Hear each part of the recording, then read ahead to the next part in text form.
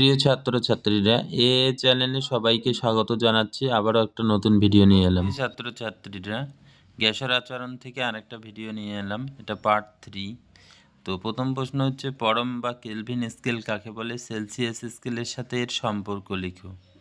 পরম স্কেল হচ্ছে -273°C তাপমাত্রাকে 0 এবং তাপমাত্রার প্রতি ডিগ্রির মান 1 ডিগ্রি সেলসিয়াসের সমান ধরে যে স্কেল পাওয়া যায় তাকে পরম স্কেল বা কেলভিন স্কেল বলে।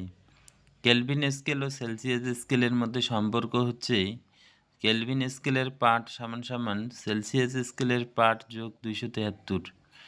তো ধরো 30°C মান হচ্ছে কেলভিন স্কেলে 30 যোগ 273, তাহলে 303 কেলভিন। অবশ্যই মনে রাখতে হবে কেলভিন স্কেলে কিন্তু ডিগ্রি চিহ্ন হয় না। পরে একটা প্রশ্ন হলো 30°C ও 300 কেলভিনের এদের মধ্যে কোনটি বড়?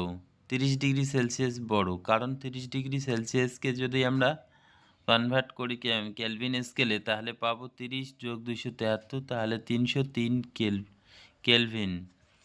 এরকমভাবে যত গ্যাসের আচরণ থেকে অঙ্কগুলো করব বেশিরভাগই আমরা দেখব যে বেশিরভাগ অঙ্ক হচ্ছে কেলভিন স্কেলে করতে হয়।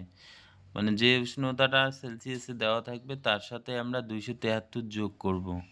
17°C হচ্ছে 290 কে সমান, 27°C হচ্ছে 300 কে সমান হবে। 273 যোগ করতে হবে যা দেওয়া থাকবে তার সাথে। পরের প্রশ্ন হলো,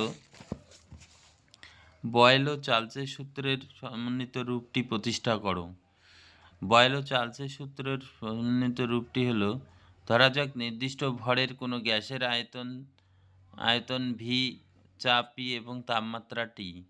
বয়েলের সূত্র অনুসারে ভি সমানুপাতিক 1/p যখন এম ও টি স্থির।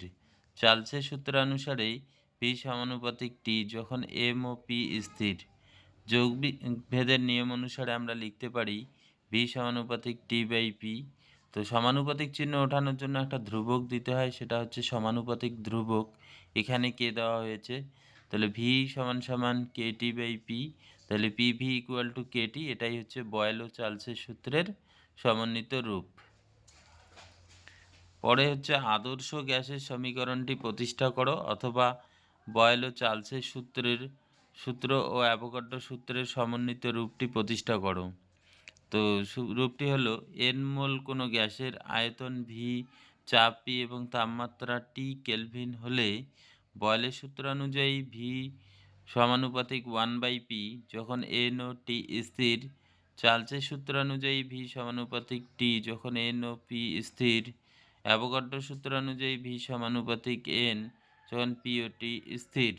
তো এই তিনটে সূত্রকে একসঙ্গে করলে আমরা পাবো ভি সমানুপাতিক NT/P।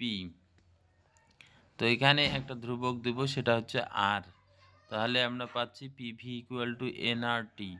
এই যে এখানে আরটাকে বলা হয় সার্বজনীন গ্যাস ধ্রুবক। একটা কথা মনে রাখতে হবে, ভি সমানুপাতিক 1/p বলা যায়, অথবা ভি ব্যস্তানুপাতিক পি বলা যায় প্রথমটার ক্ষেত্রেই। এটা মাথায় রাখতে হবে। এটা কিন্তু হচ্ছে আদর্শ গ্যাস সমীকরণ। আরও একটা কথা বলে দিই, যে সমস্ত গ্যাস এই পিভি ইকুয়াল টু এনআরটি সমীকরণ মেনে চলে তাদের বলা হয় আদর্শ গ্যাস, এবং যে সমস্ত গ্যাস মেনে চলে না পিভি এনআরটি সমীকরণ তাদের বলা হয় বাস্তব গ্যাস। বাস্তবে কোনো গ্যাসেই কিন্তু আদর্শ গ্যাস সমীকরণ মেনে চলে না, এটা আমাদের মাথায় রাখতে হবে।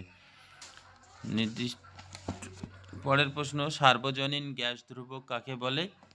এর মান বিভিন্ন এককে এর মান লিখো। তো আদর্শ গ্যাস সমীকরণ পিভি ইকুয়াল টু এনআরটির এই সমীকরণে আর কে বলা হয় সার্বজনীন গ্যাস ধ্রুবক, কারণ হচ্ছে এর মান গ্যাসের প্রকৃতির উপর নির্ভর করে না, এবং এক মোল যে কোনো গ্যাসের ক্ষেত্রেই এর মান নির্দিষ্ট, সেজন্য আর কে বলা হয় সার্বজনীন গ্যাস ধ্রুবক।